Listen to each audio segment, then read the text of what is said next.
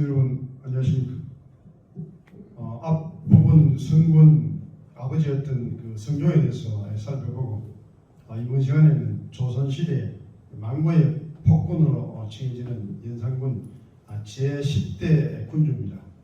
그래서 왕의 무덤을 능이라 합니다만, 왕이나 왕의 무덤을 능이라 합니다만, 연산군 같은 경우는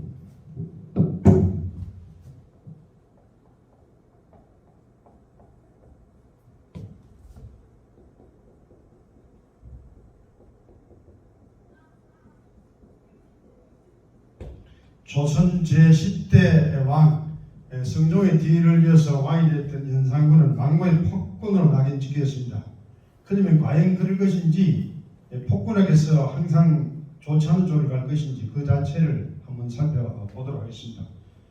앞에서 얘기했습니다만 왕이나 왕비 무덤을 능이라 합니다만, 연산군은 앞 시간에서 이야기했다시피 기록도 연산군은 실록을 하지 않고 왕은 실록을 하는데 여기는 일기를 하듯이 바로 이 군은 바로 능이라 하지 않고 묘라 합니다. 묘. 그래서 연산군 지묘로 이래 되어 있습니다. 연산군은 성종의 장남으로 태어났습니다. 장남으로 태어나서 참 제위 12년 동안 제위 12년에 있었던 그런 군주고, 두 차례 걸쳐서 사화를 일으켰죠. 무어사화, 갑자사화 두 차례 사화를 일으켰던 그런 군주입니다. 그리고 우리가 요새 흥청거린다, 흥청망청한다 하는 그런 것이 바로 연산군 때 수많은 어떤 여성들 궁중으로 붙잡아오는 그런 여성들 중에서 흥청하는 기생들, 흥청은 바로 기생을 나타내죠. 흥청도 왕의 총애를 입은 흥청은 청광청이라고 하고, 아직까지 왕의 총애를 받지 못했던 흥청을 치광청입니다. 그래서 궁중에 그 당시에 붙잡았던 기생들을 말하는데, 우리가 흥청거리다 하는 것도 바로 거기에서 나왔던 그런 부분입니다. 그래서 소화살치 방탕을 생각한다 하는 그런 부분입니다. 그러면 조선의 왕실을 보면 역대 그 왕들 중에서 하면 조선의 어떤 조정에서는 세조 때부터 왕실이 좀 뭐랍니까, 좀 문란스러운 그런 모습이 실록에 나타나거든요. 그래서 연산군은 어떻게 보면 제위 12년 아버지의 어떤 재임 기간 반이라고 이렇게 볼 수 있습니다만, 다른 한편으로 자기 어떤 이 부인 폐비 신씨 그리고 후궁소생, 그래서 모두 다 사남 2녀만 나왔습니다. 아버지는 제가 지난 시간에 얘기했습니다만은 공식적으로 태어난 사람만 몇 명이겠습니까? 29. 그리고 태어나서 이 계보협을 가지 못했던 일찍 죽었던 사람 7명까지 하면 36명이겠죠. 그래서 연산군은 사실 폐비 신씨 소생 2남 1녀, 후궁소생 2남 1녀가 있습니다. 연산군의 휘는 융입니다. 융.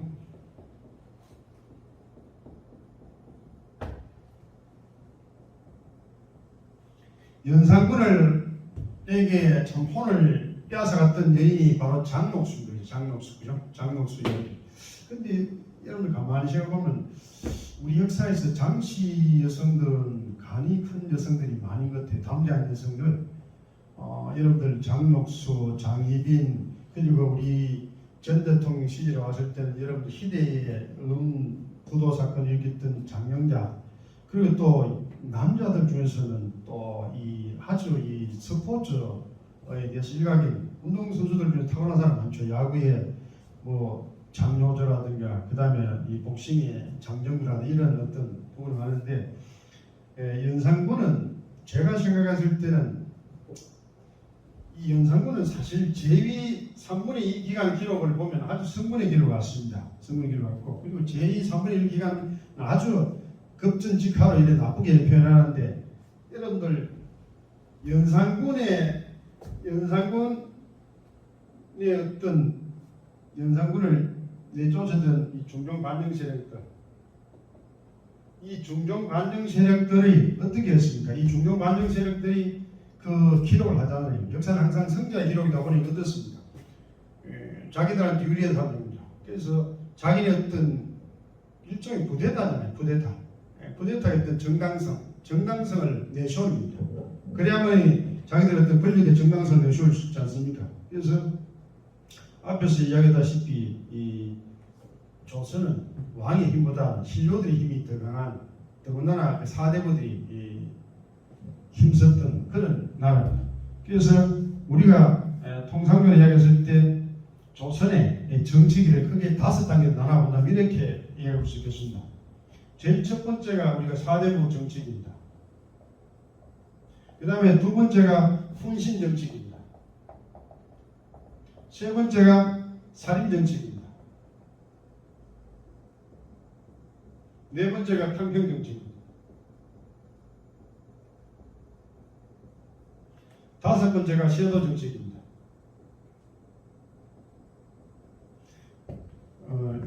이번 시간에 하는 그 내용 중 한 가지가 4대 사화가 여러분 언제 있느냐? 이 홍보파로부터 살인파들이 피화를 입었던 시기가 바로 훈신 이 정치기 시절, 이걸 사화라고 하죠. 그런데 나중에 선조 때 이 살인이 완전 전국을 주도했던 선조가 바로 반개성통 그리고 살인의 시대를 개방했잖아요. 그래서 이 살인들이 정권을 잡아서 살인 대 살인의 어떤 정권 정탈전이 바로 뭡니까?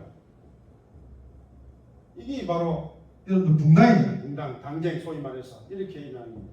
그래서 학자들은 요때까지 나라가 있었고 요 이후에는 뭡니까? 안동건시, 풍양조시, 여미시 이런 어떤 성시들이 바로 특정 세력들이 정권 자체를 좌지우지했던 이 시기는 바로 섀도 정치기, 나라 자체가 망했다 이렇게 봅니다. 그래서 정조 때까지 마지막 어떤 그런 모습을 정조 때가 마지막 어떤 군주다 이렇게 이야기를 하기도 합니다. 정조의 아들 여러분 어떻습니까? 순조 때부터 해서 순조, 헌종, 철종 이 섀도 정치들이 가해서 완전히 왕족들이 운신에 하지 못하는 그런 부분이 많았잖아요. 원래 섀도는 여러분 좋은 의미입니다.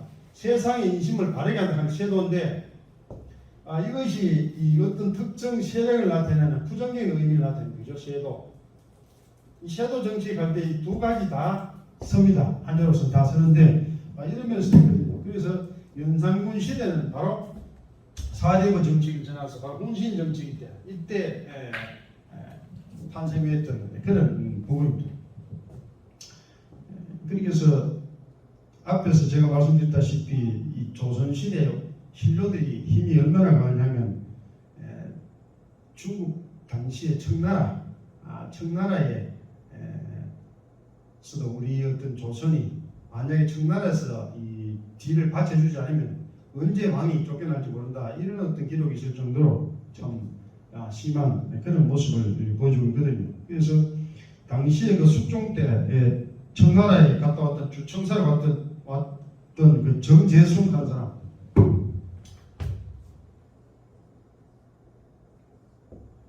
청나라 주청사라고 해서 뭐 어떤 이 조선에 어떤 특별한 일이 있을 때 중국의 여러 가지 보고하는 그런 관리를 말합니다. 그래서 장계별단 항상 그 갔다 오면 장계별단을 올리는데 당시에 그 중국 청나라 예부 시당이었던 오합하는 사람이 청나라 그 예부 시당이었던 오합한 사람이 그런 이야기했다고 하죠. 조선은 임금이 약하고 신하가 강하기 때문에 만약 우리 청국 조정의 도움이 보호가 없다면 언제 왕위가 찬탈될지 알 수 없다. 이런 내용이 바로 주청사로 나왔던 정재숭의 바로 장계 별단에 그렇게 등재되어 있습니다. 그리고 연산일기를 기록했던 이 반정 세력들이 어떤 표현을 하냐면 연산군은 소시부터 해서 학문을 좋아하지 않았다 이런 표현을 해놨습니다. 그래서 동궁에 딸린 벼슬 아처들이 그 공부하기를 권하고 경계하면 아주 싫어했다 이런 표현을 하거든요. 근데 여러분들 사실 진짜 공부를 좋아하는 사람은 그렇게 많지 않습니다. 대부분 사람들은 이 공부를 어떤 의무가 그런 면에서 하는 경우가 적지 않죠. 그래서 연산군은 그러나 시를 지어낸 걸 보면요, 연산군은 천재입니다, 천재. 그리고 조선의 그 왕들, 물론 왕이 되는 과정에서 세자를 거치지 않고 막바로 왕이 되는 그런 경우도 있습니다만, 세자들은 조선의 당대의 최고의 학자들한테 완전 영재교육을 받거든요. 영재교육을 받다 보니까 안 똑똑할 수 없습니다. 안 똑똑할 수 없습니다. 그리고 또 조선의 왕들은 어떻습니까? 조선의 왕들은 당시의 과거를 통해서 이 조정에 있는 신료들, 당대의 최고 엘리트들입니다.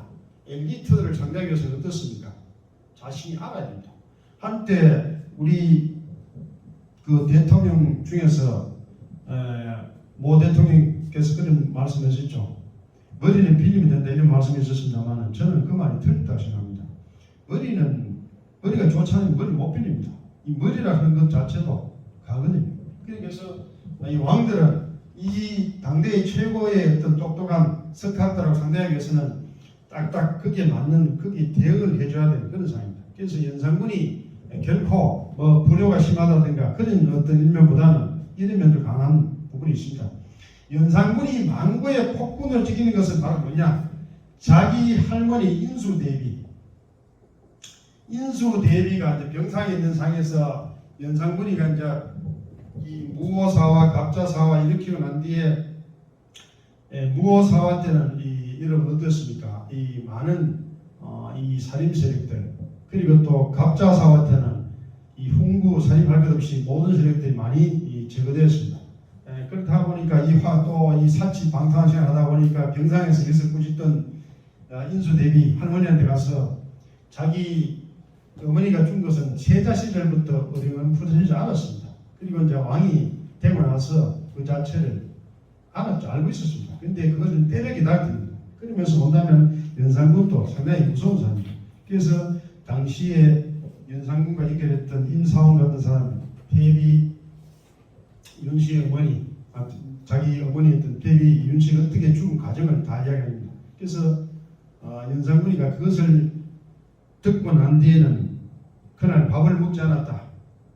완전 밤낮을 울었다는 그런 기록이 있습니다. 자기 어머니의 어떤 그런 없는 그런 상황인데 어떤 성경 아니어서 상당히 어렵겠죠. 그래서 연산군은 바로 성종의 세 번째 부인이었던 정연왕후가 어릴 때부터 자기 어머니인 줄 알고 자랐습니다. 그런데 피는 못 속인다고 정연왕후가 이렇게 안고 해도 그 자체를 잘 살갑게 하지 않았던 그런 겁니다. 그래서 그런 거 보면 피는 속이지 못하는 그런 부분도 있는 것 같습니다. 자기 할머니가 이렇게 남아나다 보니까 나중에 자기 어머니 죽인 그까지 이야기해서 왜 우리 어머니를 죽였냐 이런 식으로 하면서 할머니한테 대들었습니다. 근데 뭐 어머니한테 머리를 들박았다 이렇게 할머니한테 머리 들박았다 했는데 여러분 뭐 내세림 선수도 아니고 할머니한테 아무리 부탁해도 어떻게 박치기를 했겠습니까? 뭐 따져들었겠죠. 따져들어서 했는데 이것도 연산군을 폭군의 이미지를 강화시키기 위해서 그렇게 했지 아무리 그 참 불손한 손자라 해도 어떻게 할머니한테 머리를 들박고 그래야 하겠습니까? 그것도 지나친 그 과장의 편이고 연산군이가 인수대비가 죽고 난 뒤에 유교의 어떤 예법은 3년상을 지냅니다. 3년상. 그런데 3년상인데 연산군은 어떻게 했냐? 하루를 한 달을 칩니다. 한 달. 그래서 이것을 뭐라고 하냐? 역월지제라고 합니다. 역월지제. 그러니까 하루를 한 달로 계산해요. 하루를 한 달로. 그래서 이 3년상을 여러분들 뭡니까? 25일 만에 끝내버립니다. 한 달 전으로 해서. 그러다 보니까 이 망고의 어떤 이 불효한 그런 이미지를 덮어 씌워둡니다. 그런데 할머니에 대해서는 좋은 감정이 있을 수 없는 그런 부분이 있겠죠. 그래서 이제 이 연산 어떤 일기 이 총서에 보면 앞에서 얘기했다시피 소시적에는 사실 학문을 좋아하지 않고 그리고 이晚年에는 주식에 빠지고 도리에 어긋나는 그래서 많은 신료들을 죽였다 이렇게 어떤 이야기를 해놨습니다. 그런데 이 연산군을 축출하고 이복 동생 중종관역으로 왕이 됐던 중종의 휠은 여기죠. 연산군 휘는 아까 제가 말씀드렸죠. 융입니다. 융이죠. 융. 이 중종 반정을 일으켰던 이 세력에 대해서 연산군에 대해서 아주 참 좋지 못한 그런 이야기를 해놨죠. 그런 데 비해서 중종은 자기들이 옹립했던 중종에 대해서는 좋은 평가를 해놨습니다. 그것도 그럴 것이 그래야만이 저것들이 어디 쿠데타의 정당성이겠죠. 반정이라는 것은 여러분 어떻습니까? 이 바르게 돌린다 하는 말이지만 실질적으로 반정은 그네들이 꾸며낸 미화적인 그런 요소지 쿠데타입니다. 쿠데타. 역신이죠. 역신. 그래서 중종에 대해서는 이렇게 표현해놨습니다. 성품이 어질고 효성스러우며 부지런하고 검소하고 그리고 이 청단이라는 것은 뭐냐? 직언을 잘 받아들여서 신료될 만한 직언을 잘 받아들여서 과단성 있게 이제 처리하는 것을 말합니다. 그리고 이 여러분들 유교에 유배된 그런 어떤 제사, 유교 국가에서 제사에 유배된 그런 제사를 상고하고 그리고 백성을 불쌍히 여기며 공손하게 아랫사람을 대하고 그래서 너그럽게 간정을 용납하였다. 그리고 또 뭐냐? 이런 조탁한 말은 다 갖다 붙이지 않습니다. 자기가 옹립한 군주가 나보다 가면 자기들 자체가 아마 정통성이 되어야 되는데 그렇게 할 일이 없잖아요. 그렇습니까? 그렇죠? 그리고 이 중종은요, 나중에 망해되고 난 뒤에 오금을 못했습니다. 오금. 중정 반정 공신의 대표적인 세력이 뭡니까? 박원종, 성희양, 유순정, 이 사람들은요, 조정의 회의가 끝나고 난 뒤에 이 공신들 3명이 나가야만이, 나갈 때까지 이 중종이 서가 있었습니다. 왕이. 그러니까 중종도 옳은 계획을 했을 때는 이 반정공신 3사람, 이 사람이 다 죽고 난 뒤에 바로 진짜로 어떤 계획을 하는 그런 부분이 되겠죠. 자기 의도대로 이 어떤 국정을 이끌어가지 못했습니다. 그래서 항상 권력이라는 것은 어떻습니까? 부자지간에도 피 튀기는 어떤 그런 것이 바로 이 권력입니다.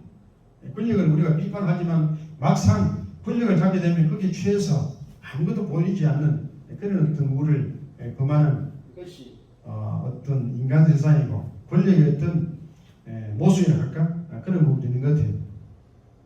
그리고 또 어떤 표현에는 중종에 대해서 성심으로 중국을 섬겨 중국 성경이 뭘 그렇게 대단한 기라고 그렇게 합니다.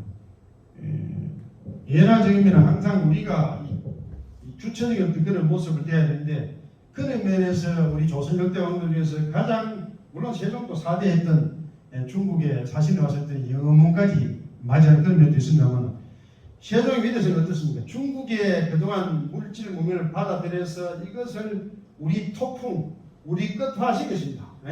이게 위대성. 그래서 해야 되는데 중종이 중국을 성심으로 섬겼다. 그리고 시종 변함이 없었고 참 이거는 4대 정책이 아니라 4대 주의입니다. 지나치게. 그리고 이단을 신봉하지 않으면 그래서 유교 외에 뭐 도교에서 하는 행사라든가 각종 어떤 민간 신화인 이런 것 자체를 신봉하지 않습니다. 그래서 조선이라고 하는 나라는 어떻게 보면요 고려 말에 전해졌던 성리학 즉 주자 이 자체로 해서 사상적인 어떤 기반을 정했습니다만 다른 한편은 어떻습니까? 고려 시대처럼 어떤 불교라든가 풍수도참이라든가 이런 어떤 다양한 그런 사상들 그런 어떤 면에서 이 조선 사회는 상당히 단세포적인 그런 방향을 했습니다. 그래서 이 성리학 외에 다른 것 자체는 사상적인 테러를 가했습니다. 테러를. 대표적인 학자들이 여러분 아시잖아요. 그래서 조선의 어떤 사상의 다양성을 배제시켰단 말입니다. 우리나라 대표적인 학자들이. 중국은 여러분 제자백가 사상 뭐 도가부터 해서 이런 목가 이런 어떤 여러 가지 어떤 제자백가성이 일어나서 두루 발전했는데 이 조선만 이런 어떤 주작 이외에 다른 것 자체는 완전히 사문난적이다. 이런 요새 또 정치권에서 또 이상한 어떤 그런 자기하고 색깔 다르면 뭐라 합니까? 반대 세력들 그렇게 하는 게 있죠. 예나 지금이나 항상 자기 어떤 색깔기를 놓으면 결국 나중에는 그것이 결국 자기 어떤 한계점에 도달할 수 있는 것이 역사의 어떤 망고의 진리죠.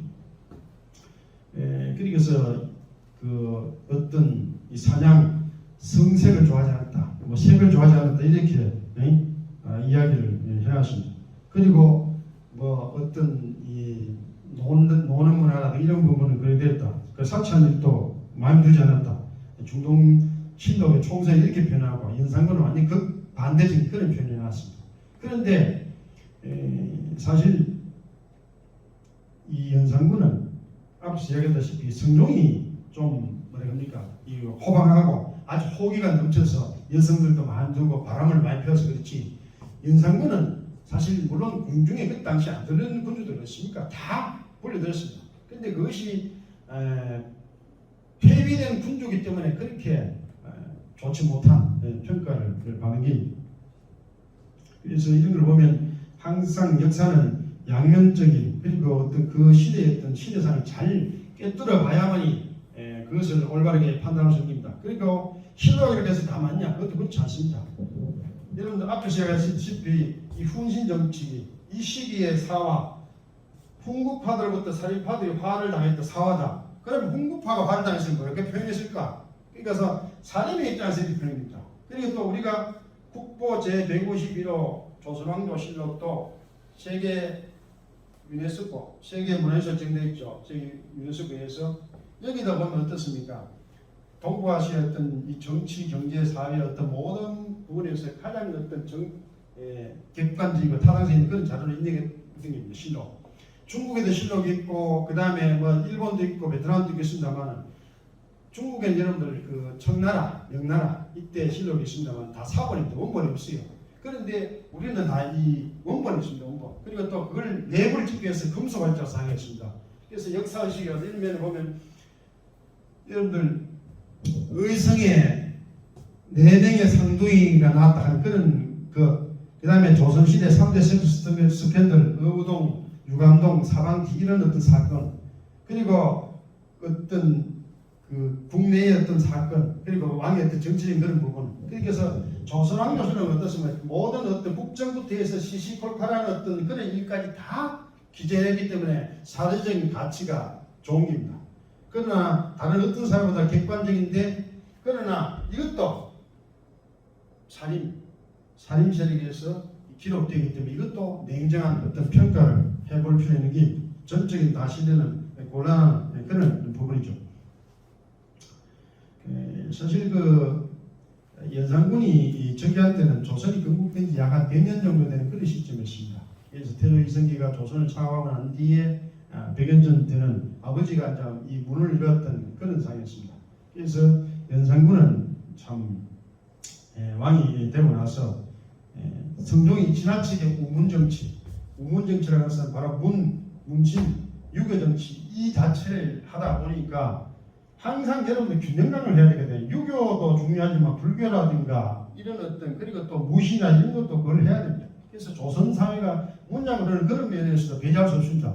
성종이 어떤 호학군주가 유교의 어떤 그 체제를 정리를 해야겠다 하지만 다른 한편 이런 면에서 판결점이 많이 드러나는 군주입니다. 그러다 보니까 이런 면에서 참 그 연산군은 어떤 아버지 대비되다 보니까 이런 표현을 했습니다. 성종이 죽자, 성종이 승하자, 서로 하는 어떤 빛이 없었다. 그리고 또 후원의 술록을 쏘아서 죽여서 그 고기를 먹고 즐겼다. 이런 어떤 해놨습니다. 그런데 그 기록 보면 연산군은 태어날 때부터 상당히 그 몸이 약했다고 되어 있어요. 그런데 부왕이 아버지가 또 돌아가신 게 10월 돌아가시거든요. 얼마나 춥습니까? 요새처럼 여러분들 뭐 옷이나 좋은 시절도 아니고 옷도 얇은 데다가 거기다가 이 난방 시설 되지 않는 그런 지프로 만든 여간에 살게 살면서 이 아침 저녁으로 이 곡을 하는 겁니다.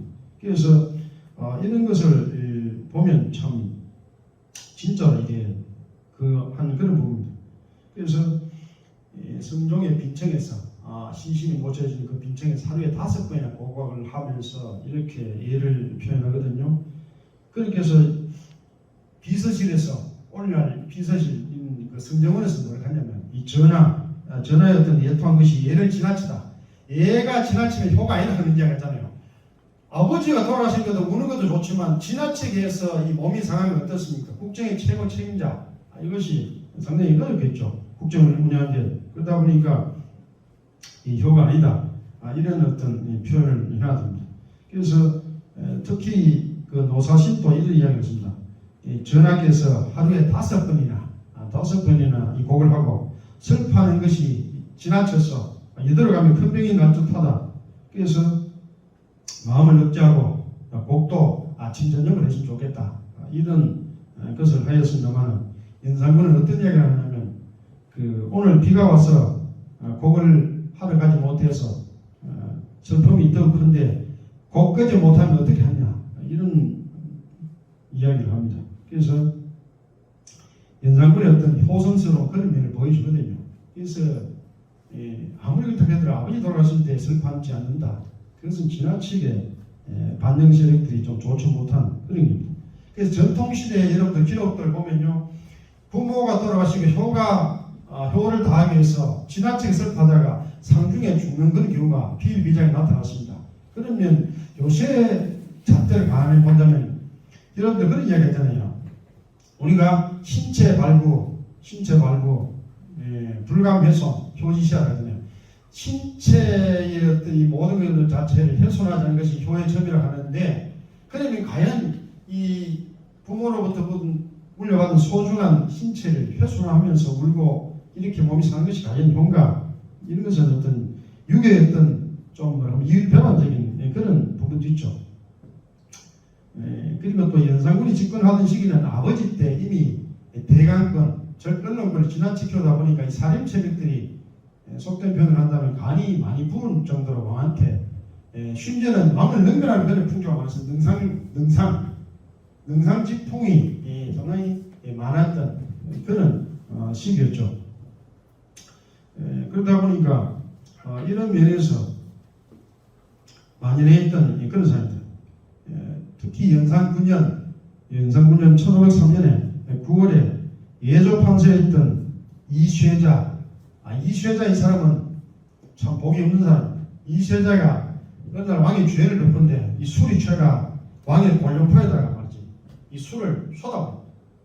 그런데 당시에 어느 누구도 이 벌주하다는 소리 하지 않습니다. 연산군의 입장에서 어떻습니까? 이 신하 체면보다도 왕의 체면보다도 신하 체면이 더 큰 이 자체에 분노를 했습니다.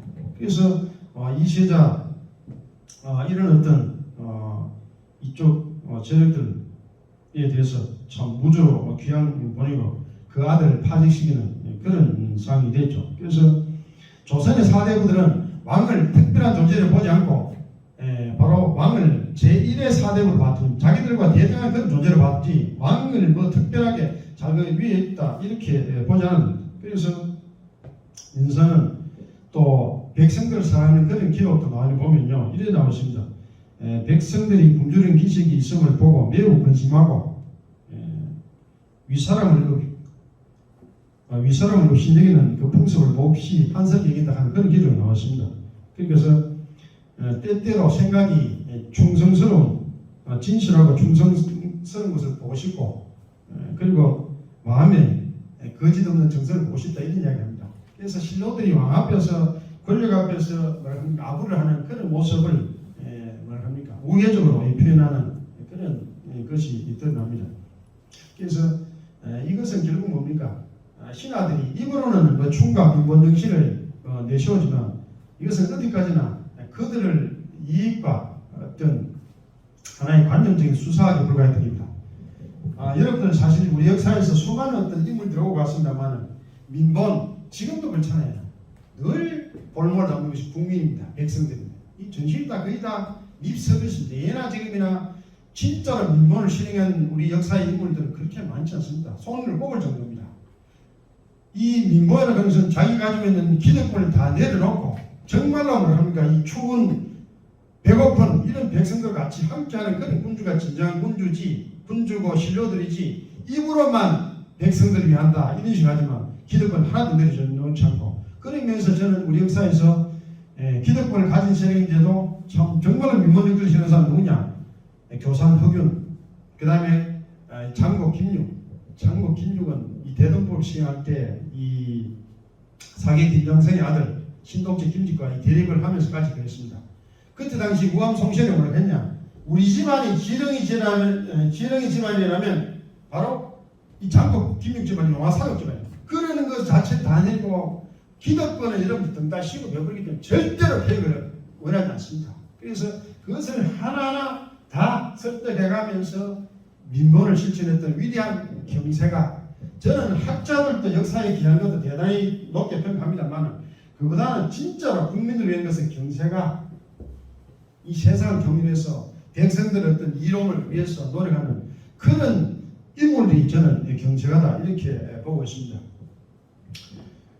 그래서 앞에서 말씀드렸습니다만 연산군 일기를 가만히 보면요, 제2 3분의 1 이 기간 마지막 부분은 좋지 못한 평가를 해놨지만, 그리고 제2 3분의 1 기간은 참 성군의 자질에 손색이 없는 그런 부분입니다. 연산군은 상당히 또 멋스러운 면도 있었어요. 성년의 용제총화가 있죠. 용제총화.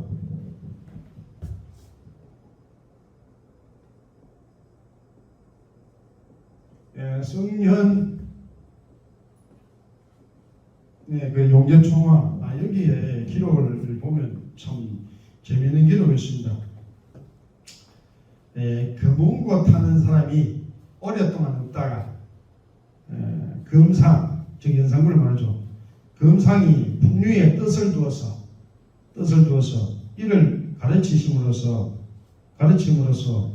재주 있는 이들이 많이 나오겠다 한 것처럼 풍류의 법과 융통성이 전혀 없는 그런 문제는 아닙니다. 그래서 여러분들 유교가 어떻습니까? 두 가지잖아요. 예와 악입니다. 공장님도 음악을 상당히 좋아하시잖아요. 그죠? 옛날에 학자들이 음악을 좋아했습니다. 예는 뭡니까? 격식입니다. 격식, 딱딱함, 형식. 그러나 악은 뭡니까? 이 부드러움입니다. 음악, 그죠? 부드러움. 그리고 조화, 이잖아요. 그죠? 그래서 이런 것을 해야 되는데, 그리고 연산군은 상당히 효자가 뭐냐면, 자기 아버지 성종이 죽고 난 뒤에 수륙제, 이 수륙제를 행할 때 대소신료들이 많은 반대합니다. 그러면 역대 왕들은 수륙제 하지 않았냐? 유교국가인데 수륙제를 다 했습니다. 수륙제를 했습니다. 그리고 자기 어머니 폐비 윤씨 이거 천장하는 거, 아들로서 왕이 됐는데 자기 어머니 묘가 아무 때나 이렇게 발견하면 좋겠습니까? 어느 누구도 그거는 토를 못하는데 이 천장하는 문제까지 사사건건 이 대간들, 살인들이 반대를 하거든요. 이 신료들이. 그러니까 연산군 입장 봤을 때 어떻겠습니까? 이 사람들이 완전히, 그렇다 보니까 연산군은 이렇게 생각합니다. 어머니도 할머니도 바로 왕 앞에서는 사적으로는 어머니고 하지만 다 신하다. 그래서 성균관 유생들이라든가 이 양반들 하여금 왕의 의가를 매도록 하고 완전히 국왕의 권위를 내시기 위해서 이런 각종 뭡니까? 이 건설이라든가 이런 권위, 이것을 나타내기 위해서 이런 어떤 정치를 펴나듭니다. 그래서 제가 생각에는 성종이라고 하는 어떤 아버지가 하는 존재가 이 어떤 연산군의 어떤 이 권력의 이 기반, 이것을 좀 더 안정적으로 이 어떤 승계해 주었다면 이런 연산군이 이렇게 어떤 방향을 흘러갔을까 이런 생각을 해봅니다. 그래서 권력이라고 하는 것은 부자간에도 참 끈을 놓지 못하는 두 세력은 양면할 수 없다는 그런 세불양임이라고 하는 말도 있지만, 이 어떤 이 성종은 자기가 이 호방하는 어떤 그런 기상을 발휘하는 그런 부분에서 연산군에 대해서 자기가 자기 부인 두 번째 여인 폐비 윤씨를 시키면서 앞으로 향후 일체 이것을 발휘하지 못하더라고 금기시하고 이래 했지만 그것이 그렇게 될 수가 없잖아요. 항상 이 비밀이라는 게 있을 수도 없고, 그리고 또 연산군이 왕이 될 때 이런 모습을 봤을 때 상당히 어떤 힘든 그런 어떤 과정을 겪어 나가야 됩니다. 그래서 앞에서 했던 성종, 뒤에 했던 연산군, 이 성군과 폭군 이 사이, 저는 그렇게 생각합니다. 이 서울 간 데 있어서 이 성군들은 완전히 직진 코스 갔다면 이 폭군들은 직진 코스 외에 다른 길로 둘러갔던 그런 면도 있다. 그리고 항상 성군의 어떤 공과 제과 그리고 폭군의 어떤 공과 제과 이것은 분명히 해야 되는 것이 바로 진정한 역사 평가다 이렇게 이야기해 볼 수 있겠습니다. 그래서 성종의 참 장남을 태어났던 연산군이 이 시를 지어낸 걸 보면 참 여러분 나중에 시간 나실 때 연산군이 지어낸 시를 한번 봅시다. 정말로 야 이렇게 운치 있고 이렇게 무서운 그래서 하나의 풍요남입니다. 풍요남 멋을 알았던 사람. 그래서 만약에 이 어떤 연산군이 등극하기 전에 좀 연산군이 정보잡고 나서 이런 어떤 대소신료들이 이런 수륙제라든가 폐비윤실 어떤 이런 부분에 대해서 좀 그걸 했다면 두 차례 걸친 어떤 사화가 과연 일어났을까? 사화는 첫 번째 사화가 연산 4년 1498년 무오사화에 일어났죠. 무오사화의 발단은 바로 뭡니까? 이 사자는 성비 사자로 쓰기도 합니다만 이 사기 사자로 쓰기도 하죠. 역사 사자, 그죠? 이 소리인데 이것은 바로 뭡니까? 이 김종직에 문의했던 사관 김인손이가 바로 여기에 자기 스승했던 뭔가 조의제문 이것을 기록했는 그것이 발간되었습니다. 성종이 죽고 난 뒤에 이제 실록을 편찬하기 위해서 실록청을 개설하잖아요. 그때 이때 당시 이제 당상관 누구냐면 이극돈이 훈구파의 대표적인 인물 이극돈인데 이때 당시 이제 실록청을 개설해서 이제 이 성종실록을 편찬하는데 사초를 연락하다 보니까 김일소이가 보니까 이걸 기록해놨 김일소이 기록해놨던 그 내용 이극돈이가 당시에 여러분들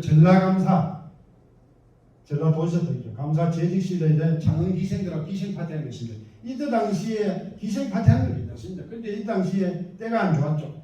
세조의 비였던 정의왕후, 윤씨 북상중이었습니다. 그러면 이 관찰사라든가 수령들이 어떻습니까? 이 건신하고 그 다음에 여기에 필요한 재물 같은 걸 보내야 될 그런 상황인데 이것을 여기 기록해 놨습니다.